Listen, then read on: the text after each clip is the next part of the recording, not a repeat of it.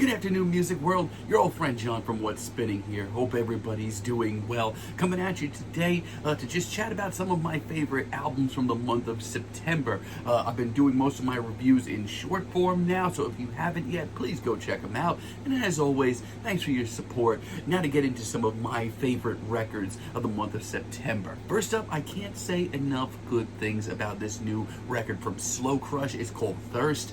They've been one of my favorite acts in modern shoegaze for a while now, and this new album feels like them in a lot of ways leveling up. It blends that classic shoegaze sound with a sense of urgency that I feel like the genre really needs right now. But as always, when it comes to Slow Crush's music, there is a very sort of shadowy dream pop undertone that's a little bit eerie. Highlights like the tortured sax solo on Covet and the absolutely crushing Cherry, one of my favorite singles of the year, make this album feel alive from start to finish. Not only that, but the production here is just immaculate. It gives every track here its own little personality. It gives it this dramatic edge as well. For fans of beautifully dark music, this album is a must listen, as is Earl Sweatshirt's Live, Laugh, Love. This one is a really bold, fascinating evolution of his sound. Across its 24-minute runtime, Earl absolutely glides over these very abstract, off-kilter, rainy day jazzy beats with the confidence of a man that's been doing these beats for a decade now.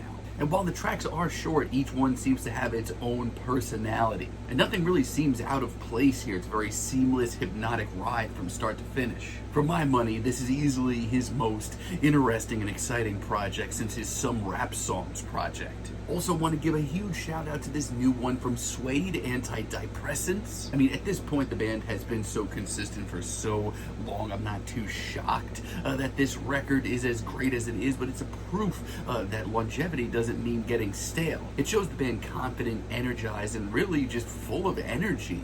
Brett Anderson's vocals absolutely soar, as they always do. The hooks are great, and some of these guitar riffs are incredibly memorable. And while tracks like Sweet Kid and Broken Music for Broken People do bring this album down a little bit from just how great Autofiction was, but man, I mean, the band is, they've been at it for so long and they still sound so youthful and urgent. The singles are sharp, the production is just real solid. As a matter of fact, just Suede just in general still sound like a well-oiled machine.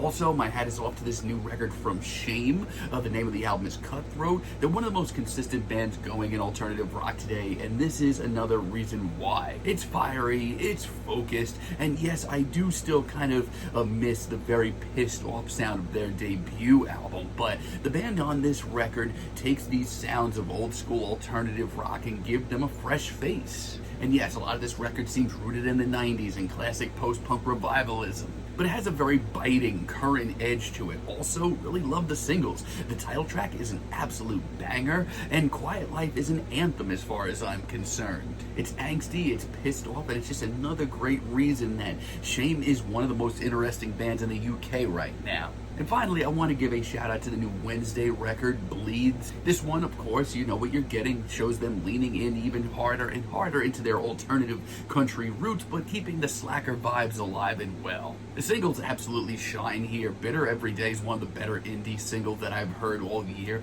but the deep cuts keep this album going with a lot of personality and quirky and fun stories. I do really like the Fish Pepsi track. I thought that track was hilarious. And Wasp is the sort of burst of energy I wish we heard a little bit more of from the band. And while some of the ballads do falter here, the band's confidence shines on this thing. It's a great balance of down-to-earth songwriting and some quirky creativity from the band, as well as just good vibes all around. And I do believe that I like their Rat Saw God album just a little bit more, but overall this is just another great alternative country record from Wednesday. But what have y'all been listening to this month? Let me know some of your favorites from September, and definitely check out these records. There's a lot of good to be had here. Now, over the next couple of weeks, I'm going to be ranking Florence and the Machine's discography. I'm going to be putting out another sort of Music to Write Nightmares 2 video, as well as in a few weeks I'm going to be chatting about my favorite stuff from October. But for now, be sure to give us a like, give us a subscribe, and let me know down below what you would like for me to chat about in the future. And until next time, have a great day, friends.